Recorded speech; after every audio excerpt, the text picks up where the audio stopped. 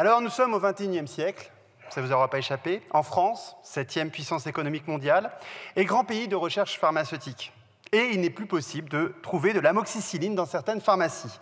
Alors, je sais, les antibiotiques, ce n'est pas automatique, on connaît tous la publicité. Mais je vous le rappelle, pour certaines infections bactériennes, même des angines, les antibiotiques, c'est nécessaire, et ça peut être vital. Alors, comment en sommes-nous arrivés à des pénuries de médicaments qui nous empêchent de soigner correctement des angines ou de prévenir des bronchiolites, et notamment pour les nourrissons? Alors, il y a des chiffres qui parlent d'eux-mêmes. En 2017, l'Agence du médicament recensait 530 médicaments d'intérêt thérapeutique majeur en rupture de stock ou sur le point de l'être. En 2020, 2500 signalements, et en 2023, on en dénombre presque 5000. Alors, derrière ces chiffres, il y a l'épuisement des patients qui errent en vain de pharmacie en pharmacie à la quête de médicaments parfois vitaux.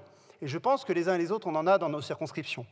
Il y a l'impuissance des parents qui ne parviennent pas à soigner leurs enfants alors que les traitements existent. Il y a le désespoir des personnes âgées, réduites à prendre en mal, en patience. Il y a des soignants, souvent déjà en burn-out, qui se démènent pour pallier les pénuries avec les moyens du bord, y compris à l'hôpital. Les médicaments cardiovasculaires, anti-infectieux et anticancéreux, dont la vie de millions de citoyens dépend, sont fortement touchés par ces ruptures d'approvisionnement. 3/4 des médecins estiment que ces pénuries entraînent une perte de chance pour les patients. Soigner plus tard, vous le savez, c'est soigner trop tard.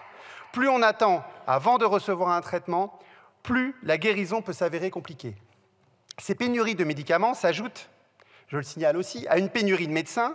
Le nombre de médecins généralistes installés en France a baissé de 8% entre 2010 et 2023. Et puis ces pénuries de médicaments s'ajoutent à un service public hospitalier au bord de l'effondrement. C'est un tout.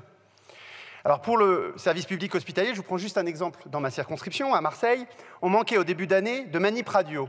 Ça n'a même pas fait la une des journaux. Mais ça a eu des conséquences très concrètes de suppression de scanners programmés et de restriction de l'activité d'urgence. Et donc, quand on regarde l'ensemble du système, ce qui est effarant, c'est que le meilleur système de soins du monde a été saboté. Alors comment en est-on arrivé là? C'est le résultat, selon nous, de décennies de marchandisation de la santé et de cadeaux faits aux multinationales du médicament, dont le seul objectif est de verser plus de dividendes à leurs actionnaires. C'est aussi le résultat, je suis désolé, d'un quinquennat d'inaction. 7 ministres de la Santé se sont succédés sans jamais inverser la tendance, au gré de feuilles de route et de coups de communication. La situation n'a cessé d'empirer. Faut-il vraiment, en réalité, s'étonner de ces pénuries?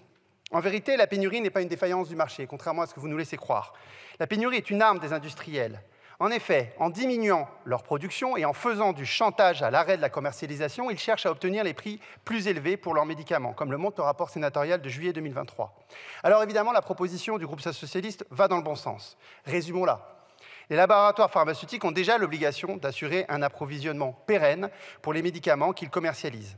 Mais au vu de l'explosion du nombre de pénuries, il est évident que ces obligations sont insuffisantes. Ce texte propose donc de fixer un seuil minimal de réserve que devront constituer les industriels pour anticiper les périodes de forte demande. Mais encore faudrait-il, pour les médicaments d'intérêt thérapeutique majeur, que ce seuil corresponde à 4 mois de consommation, et non à 2, comme c'est le cas dans la version adoptée par la Commission des affaires sociales. Ce texte a aussi le mérite d'augmenter les sanctions à l'encontre des laboratoires qui ne respectent pas leurs obligations. Notre groupe proposera d'instaurer d'ailleurs une sanction plancher et d'accroître le montant de l'astreinte journalière quand les laboratoires persistent dans l'illégalité. Il est louable, enfin, d'octroyer à l'Agence nationale de sécurité du médicament une prérogative de contrôle, à la fois sur pièce et sur place. Mais encore faudrait-il que cette agence dispose des moyens nécessaires pour mener à bien ses missions de contrôle.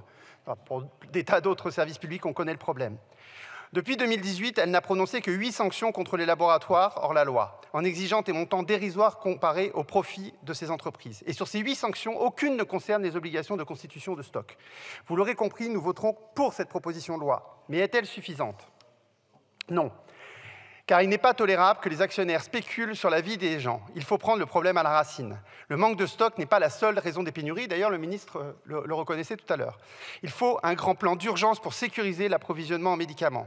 Cela passe par le conditionnement des aides aux multinationales du médicament, notamment le crédit impôt recherche, et c'est l'objet d'un amendement que nous avons déposé. Comment l'entreprise Sanofi, qui a pu supprimer 400 postes en 2021, alors qu'elle a bénéficié en 10 ans de plus d'1 milliard d'exonérations d'impôts au titre du crédit impôt recherche? C'est une vraie question qu'il va falloir poser. Et cela passe évidemment par la création d'un vrai service public du médicament ayant vocation à assurer l'approvisionnement, notamment en médicaments stratégiques. Je vous remercie.